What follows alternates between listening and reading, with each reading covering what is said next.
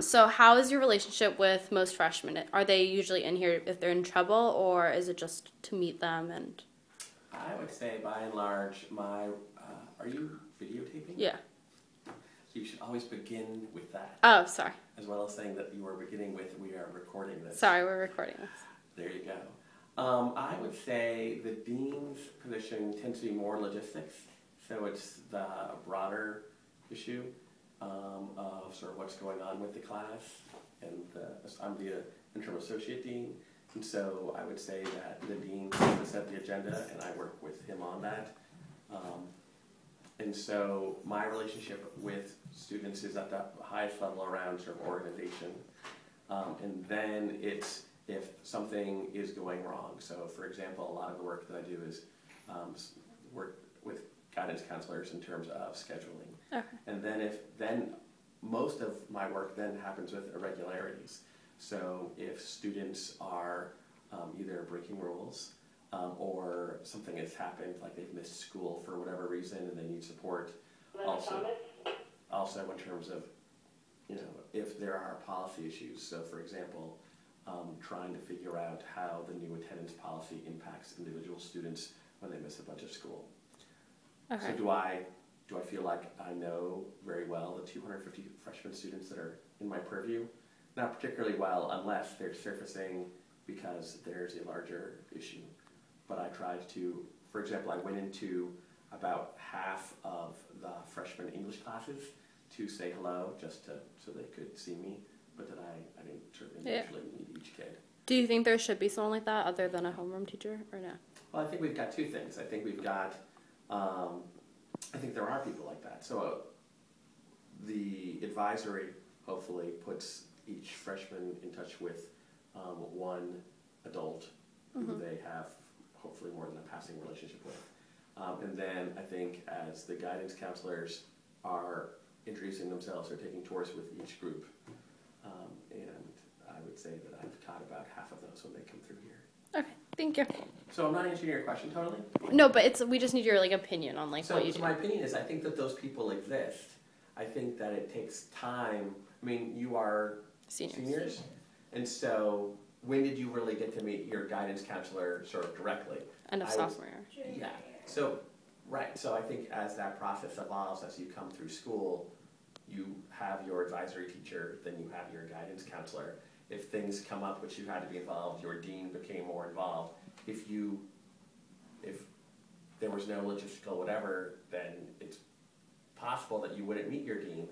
But I would hope within the first few years you would have some interaction, negative or positive, or just how are you doing, in which the dean, that's how I meet a lot of my students. Yeah. Schedule changes. So I meet up, whatever student changes their classes. So I think there are those folks in terms of providing support, but does every freshman in November know their, I would say no. Yeah.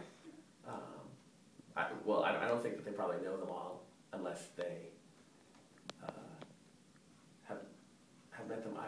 On each, when a student logs on, I don't know how many students do this, to their X2 portal, if you're looking at your grades online, for example.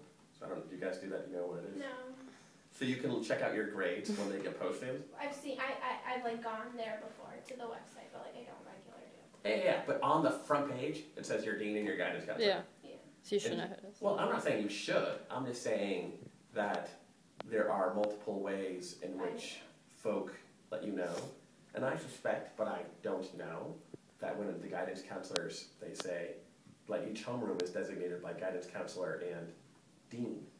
And so, yeah, I know. So there's a whole list which says this is a Schiff Poon homeroom, and they may not, but I suspect guidance counselors and advisory teachers go, for the most part, this is a Schiff Poon homeroom. Yeah. And freshmen are like, it's freshman year, and it's not something that you're tracking.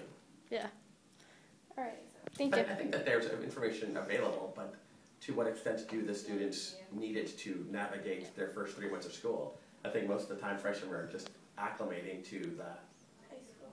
Yeah. And even if they're told information like these are the people, it's not it's not something that you internalize until you go, oh, I need to switch a class. Yeah. Who do I need to get the signature from? Oh, I mean, how many How many sophomores know this? Maybe everyone knows this. Like who the chair of the performing arts department is, or the chair of each of the academic departments, unless you need a schedule change. Yeah. Right? So I think that high school is a big place, but I think that there are personal relationships. It's just usually dependent on need. You could go through your junior year and not, I have never broken a rule. I saw the dude, he came by my homeroom. I had no idea who that person was.